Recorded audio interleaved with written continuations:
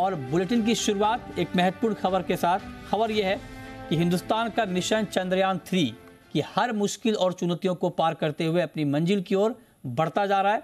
चांद पर लैंडिंग में अब कुछ ही घंटे बाकी हैं, जब 23 अगस्त की शाम 6:04 पर चंद्रयान-3 चांद के उस हिस्से पर लैंड करेगा जहां दुनिया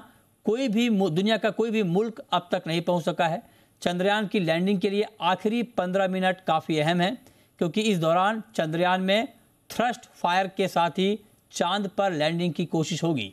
चांद से धूल का गुबार उठेगा और सतह की सटीक जानकारी भी लैंडर विक्रम को खुद जुटानी पड़ेगी। हालांकि हमारे वैज्ञानिकों ने इसके लिए पूरी तैयारी की है और चंद्रयान के विक्रम लैंडर पर पल पल की नजर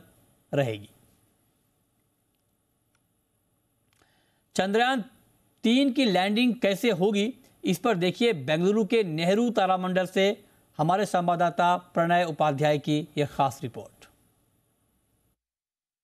23 अगस्त शाम 6:04 का वो वक्त होगा जब इसरो के वैज्ञानिक चंद्रमा पर यानी धरती से 3,84,000 किलोमीटर की दूरी के ऊपर इसकी लैंडिंग करेंगे। आसमान में स्थिति कुछ इस तरीके की होगी कि ये जो प्रोपल्शन मॉड्यूल है ये अब भी चंद्रमा के इर्द गिर्द चक्कर लगा रहा है और इससे कुछ ही दूरी के ऊपर यानी कुछ ही ऊंचाई के ऊपर इस तरीके से यहाँ पर ये लैंडर होगा और लैंडर के अंदर ये जो इंजन्स लगे हुए हैं 1, 2, 3, 4 ये लैंडर्स ये जो इंजन्स हैं ये फायर किए जाएंगे। साथ ही इसके ऊपर एक सोलर पैनल जो है वो भी लगाया गया है, क्योंकि ये लैंडिंग ऐसे वक्त पे होगी जब चंद्रमा पर सूर्योदय हो चुका होगा और सूर्योदय के बाद ये सोलर पैनल काम करने लगेंगे और ये लैंडर जो है ये इस तरीके की स्थिति के बाद इसको लैंड किया जाएगा और जब ये लैंड होगा तब इसकी पोजीशन को चेंज किया जाएगा और कुछ इस तरीके की पोजीशन के बाद ये धीरे धीरे नीचे आएगा। यानी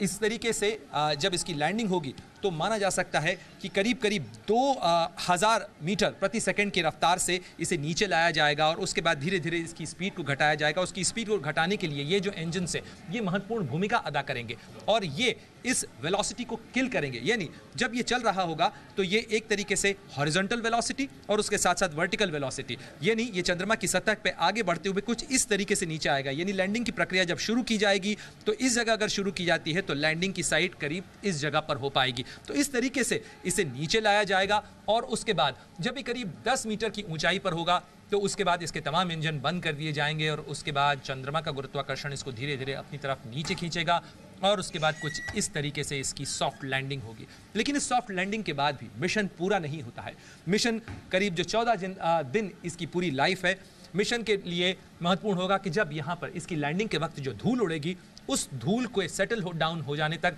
इसके बाद इसके अंदर से जो रैंप है वो रैंप खुलेगा,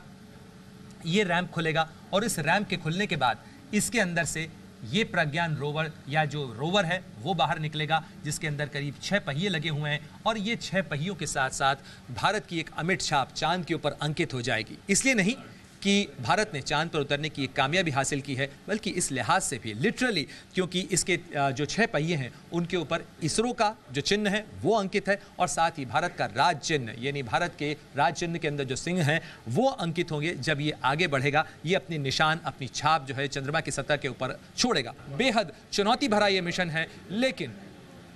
भारत के वैज्ञानिकों ने कम से कम समय के अंदर किफ़ायती दाम के साथ जिस तरीके से इस मिशन को अंजाम दिया है वो दुनिया के अंदर एक नज़ीर है और इसीलिए कहा जा रहा है कि भारत के लिए सितारों से आगे जहां अभी और भी है। कैमरामैन तारक के साथ प्रणय उपाध्याय, बेंगलुरु, जी मीडिया।